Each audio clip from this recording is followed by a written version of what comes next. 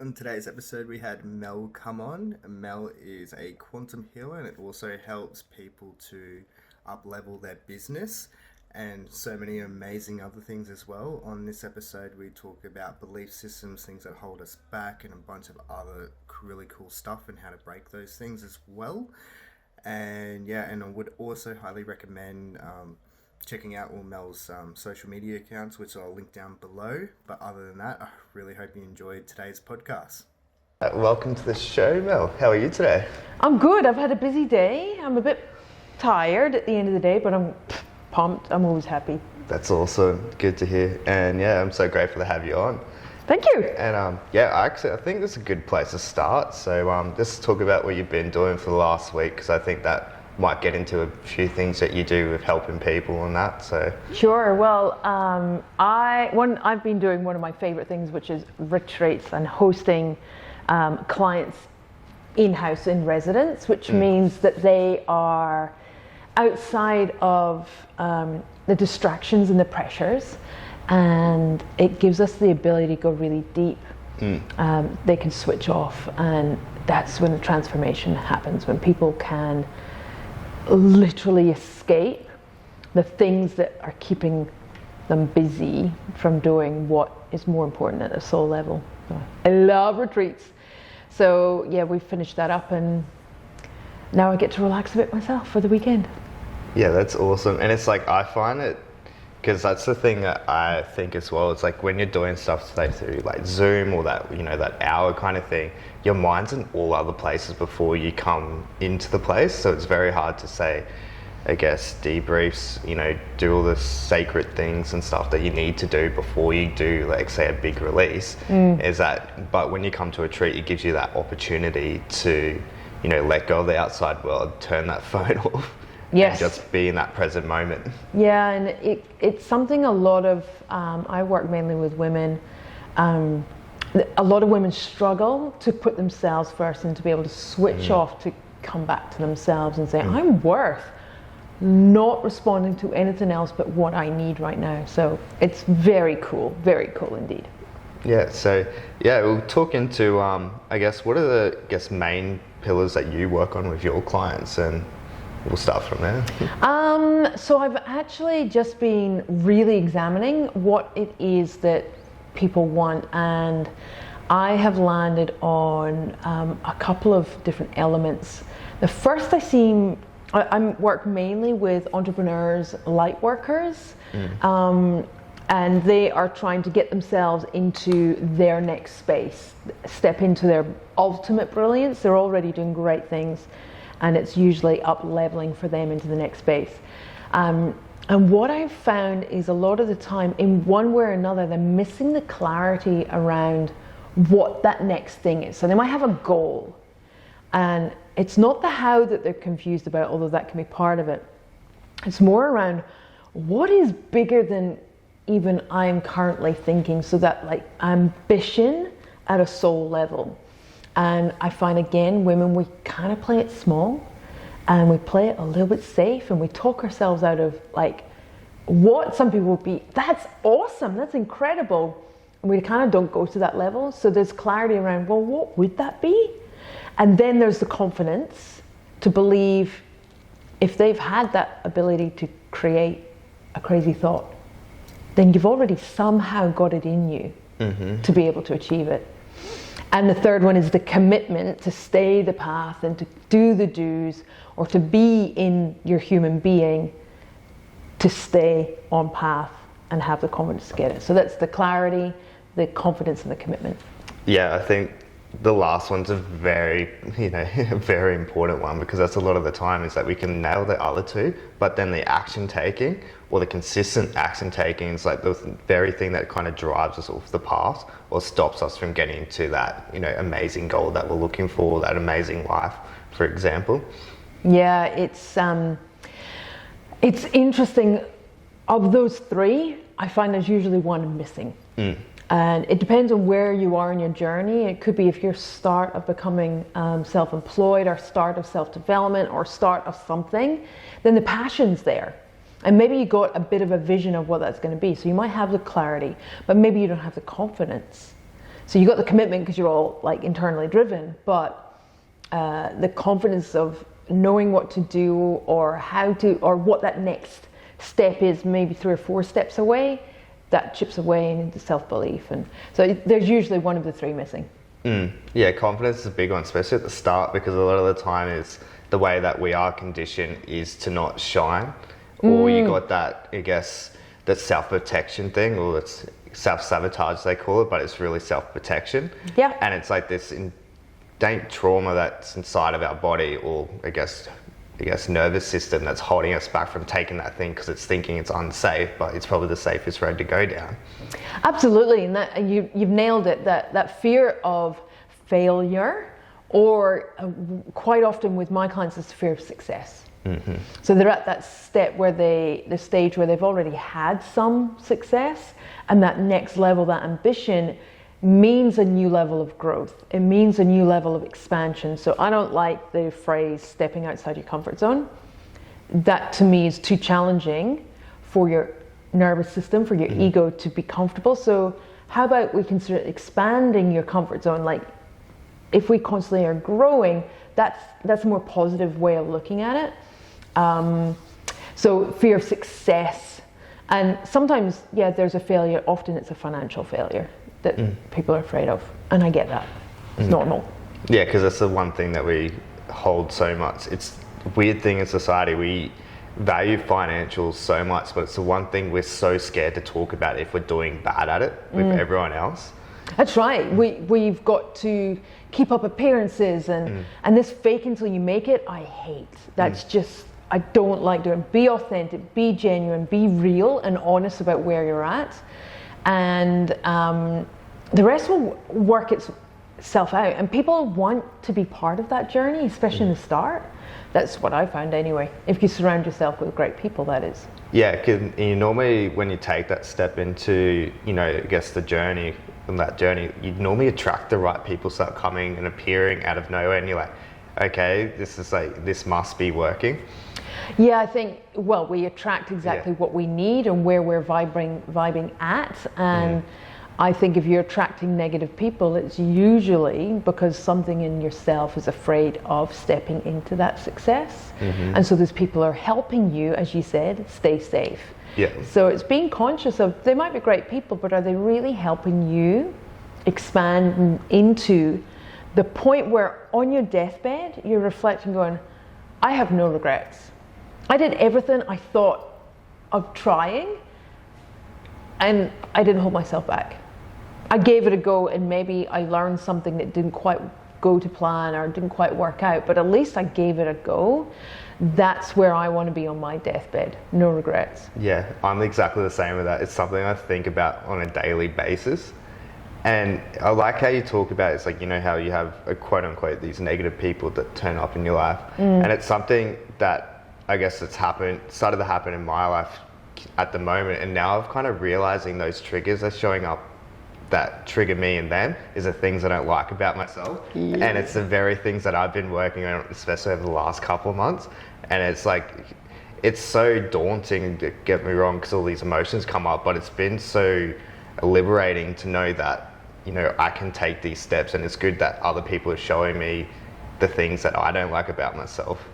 And I applaud you for your honesty there, because when we can self-reflect, when we can look at what is it about that person that really pushes my button, and if you can grow from that, and then you can decide whether that person can stay in your life healthily, like everything else about them is awesome, or whether it's actually what you needed to be shown to learn from, and then just cleanly let them depart your life with love. And our friendship is done.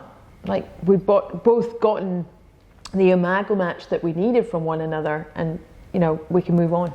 Because I do see that attachment a lot of times with friendships, and that especially like when people have been friends for 10, 15 years, they're so attached to like, oh, we've known each other for this long, and they put so much value in the time, but even though that relationship is no longer serving them or holding them back. Yeah, it's attachment theory is a whole other ball game, and I agree that society kind of celebrates how long you've known someone, and is like, well, great if they are, as you say, serving, but it's sometimes those people, they've served and it's done. And when we're trying to hold on, that's when it's actually becoming a bit of a toxic relationship. One person is usually energetically giving and the other person's taking. All subconscious, not intentionally, although some do, narcissists do. It's about recognizing that line in the sand, going, okay, my self-worth, I've learned it, I've done it, and it's time to cut the ties. It's hard. Yeah. It gets easier, a lot easier. Well, it's like with most things, because when there's something I'm really learning, getting into like, you know, the inner work and that, it's not a one-stop fix all. It's like exercise. So you got to do it every day. It's eating right. It's like you know, as I was saying, like exercise. It's a continuation. New things are going to show up. It's not this magical pill of one day everything falls in place. Yeah. It's forever and forever. Yeah, I'm sure on our deathbed it sounds morbid, we'll be constantly reflecting on where we could be. It's like, I did this and I said yes to that and I said no to that person or that situation, saying enough. I'm not putting up with that anymore. I'm worth more. And then you evolve and you go, oh, there's all this other stuff that I didn't know out there. Now I'm going to grow into that. Totally agree with you. Yeah, which is like another thing, because then also people ponder about, I guess, you know, not taking that opportunity and that. But then realistically, we don't know what's going to happen if we did took that opportunity, how our life could be. All we can think of is what's happening in our imagination. And it's like a lot of the time where anxiety comes from about the future. It's because we're worrying about our own imagination, not the actual future, because we've never been there ourselves. Yeah, and it's crocker. Rubbish. Yeah. I don't know if you swear with your... Yeah, so good. I call it BS. So Yeah. our belief system is just a crock of BS. Because it's all based on externals. What we have actually experienced is still only a perception of reality. It's our take on it. And often we miss the beauty and the gold and the things that we can have gratitude, or the things that we could have taken away and learned and done. That's done. Let's move on and get something newer, bigger, broader, better. Yeah.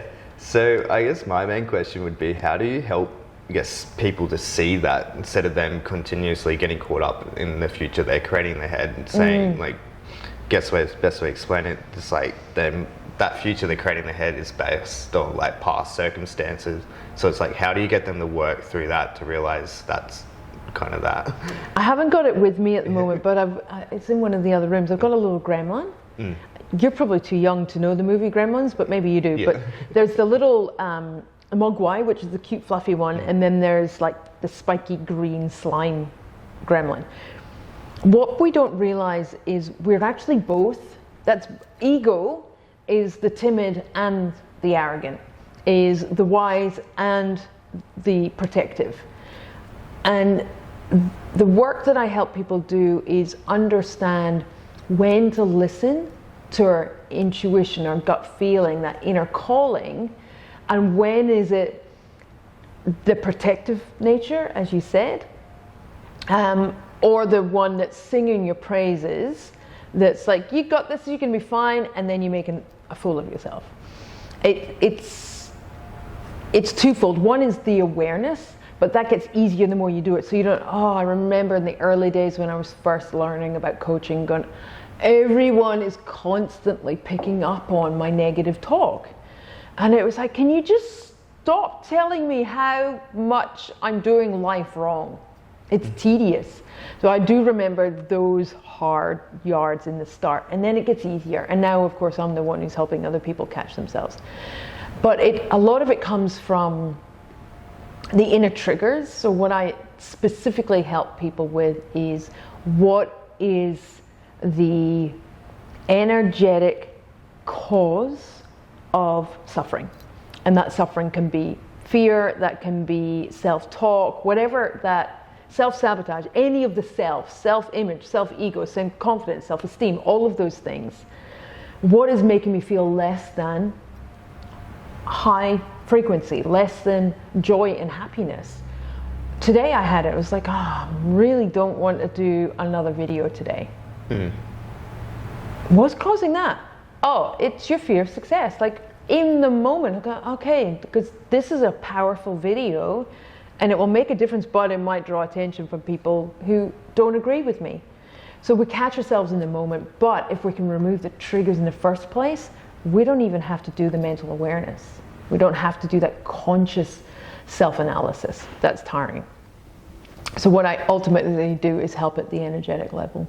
Because I feel like there's something that I've learned and spoke about previously on a podcast, is because I still get, the fear and anxiety come up for the podcast, but then I kind of realize that's an energy, and then I can shift that before the podcast, and that helps me to do a better podcast or do a better video or do a better coaching session. And realizing that energy isn't always quote unquote negative, you can turn it into something better. That's right. And the way I help people who maybe haven't come across this kind of thing before is standing on the edge of a cliff, of a building or a bridge. And people can interpret it different ways. Some people will feel excitement, some people will feel fear. It's actually the same amount of energy. The interpretation and the label is what gives it the meaning. So I've done a couple of parachute jumps. My first few, a little bit of the crapping myself. Yeah. And then on the third one, I went, I'm choosing to do this. So why am I afraid? I'm choosing to call it fear. What if I called it excitement? And I remember flying up on the plane going, this is cool, this is cool, this is cool, this is really exciting. I'm really looking forward to it. Like trying to talk myself into it. And then by the time it came to jump, I'm like, woo, yay, I can't wait to do it. And it is, you can switch your perception of a set of energy and you can call it whatever you want. Again, it takes practice. A lot of this is easier said than done, but hey, the monks managed only by putting themselves out of all of these distractions. We've got it tough in our Western world.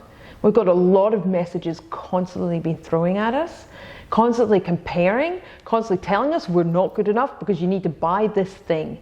This thing will improve your life. This thing is a reason why your life is not where you want it to be. We're told negative messaging. So of course we have doubts and thoughts coming up. It's like part of being human in the Western world. Yeah, and we're so hard on ourselves about that too. And because like there was a study back in, I think it was 2018 on with their marketing, we get 4,000 pieces of marketing to us a day. And like, of course, you're gonna have a little bit of self-esteem issues when you're getting thrown that much information at you in one day. And marketing is all, okay, maybe 90% fear-based. Yeah. It's all to make money for someone else. And there's nothing wrong with making money, don't get me wrong. But we just look at the tactics that are being used, telling you there's something wrong with you unless you get their thing. And it's weird because I don't want to call like love control, because when you look at the full control base of something, I heard fear is like the most easiest one to control with, but the most easiest to snap out of. But then love's the hardest to achieve, but the hardest to snap out of as well. One of the tricks or little hacks I give some of my clients when they're struggling is, especially if it's around a relationship or a family member, like a human to human interaction, I will ask them, well, what would love do? How would love respond? If love were a human being, what would they do in your shoes? And it can really help. You know what? It's not worth responding in a defensive manner or in a fearful reaction. So love is love is a powerful thing. I love how you mentioned that too, because that's something that's just happened to me recently. It's like with one of my, I guess, like one of my friends. It's like I would normally, I guess it's actually call it family members, but not being more precise and direct. And yeah, it was the first time I actually, because we had something happen and I would normally react wrong, or the other person would react wrong too. And that time I showed up in empathy and love, and the whole conversation changed. It's like, that's okay. We say miscommunicated what happened, and it's crazy how much the conversation changes when you don't act out of fear. Even if you feel that you're in the right, leading with empathy, and that's one of my core values, it's one of my core abilities, is what about them? And it's a skill that's learned. What else could be happening in this situation that I'm feeling justified? Is it worth me being right? Is my need to be accurate, to be correct, to be in the right more important than the relationship or the situation or the outcome? And quite often the case is not. So well done you. Yeah, it was like a very powerful thing. Like, I do want to do a video on it. I haven't got around to it yet because I think that would be a very powerful video, that'll probably be out before this comes out. But in saying that, but yeah, it's like how much, like, because then I got to like having a story behind it too. Then it creates that relatability for people, you know, when they're going through the same thing. Absolutely, you got to have these examples and situations that people go, oh my goodness, I've been through that. Yes, I can see that happening in my life, or that has happened, and how I've responded in that way. So absolutely, stories are the most powerful thing we can use to help people reflect on their own situations and dynamics. Because it's weird, because that's how I guess our minds kind of work, because it works in stories and metaphors. Yeah. And that's what I quite like to use a lot. It's like stories and metaphors, how to explain things, because then it kind of makes the person interpret it a lot better. Definitely. Cool. Yeah, so and like the drawback to like the emotions thing, because a lot of the time is when emotions come up, so the body only can hold on to emotion for 90 seconds, but it's the storyteller self that keeps it replaying. It's so true. It's that BS manual of going, well, that means this. And the hardest thing to do is let go of that story, let go of the interpretation, the perception, and the righteousness. I'm right, they're wrong, they did this to me. Well, what if you choose to see something more powerful, like, does it matter? They might have said that to you.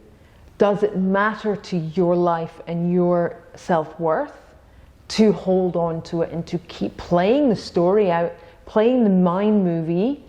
Does it serve you? Does it really serve you?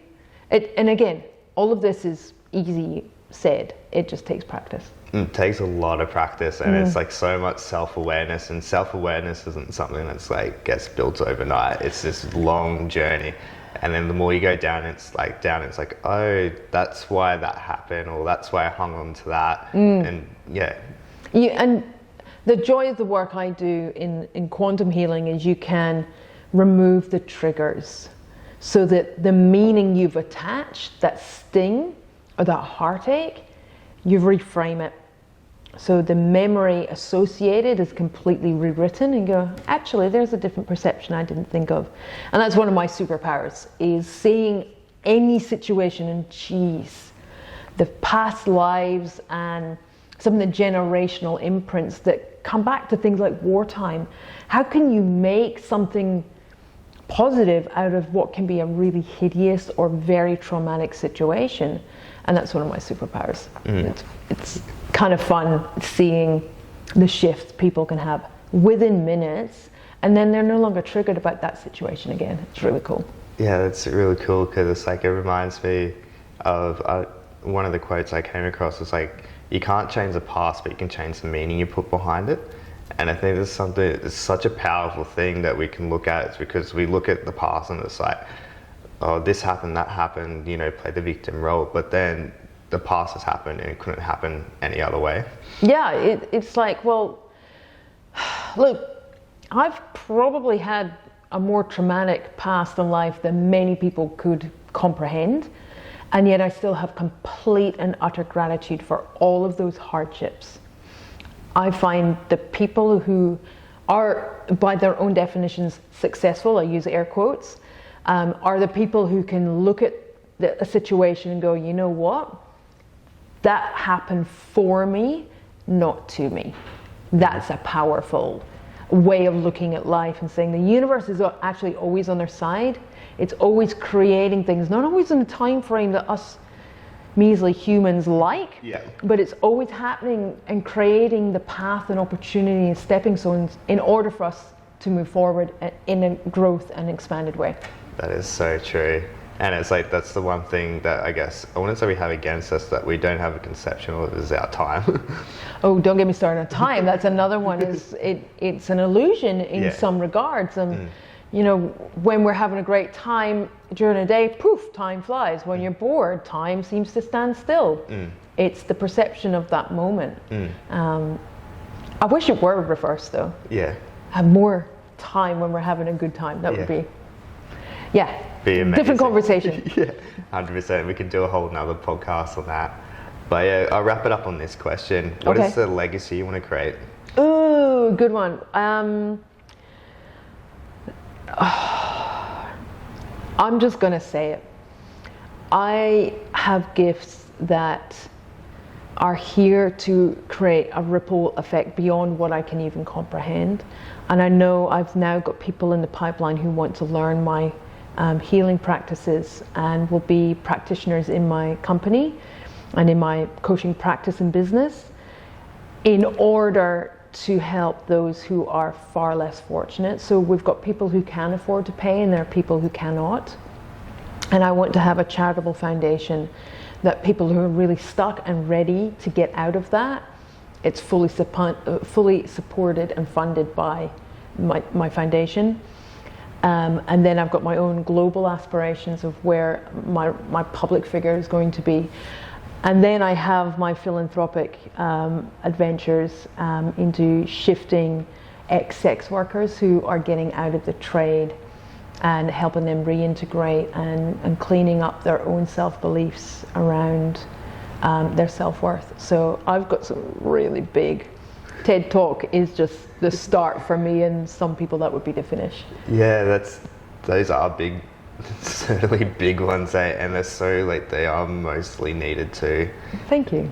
Yeah, especially Ask me again in 5 years, and I'm sure I'll have different aspirations again. It's amazing how quickly we can tick things off. When you put it out there, the universe starts making those opportunities for us. So thanks for asking. That's all right. Thank you for coming on. You're welcome. Grateful. Thank you.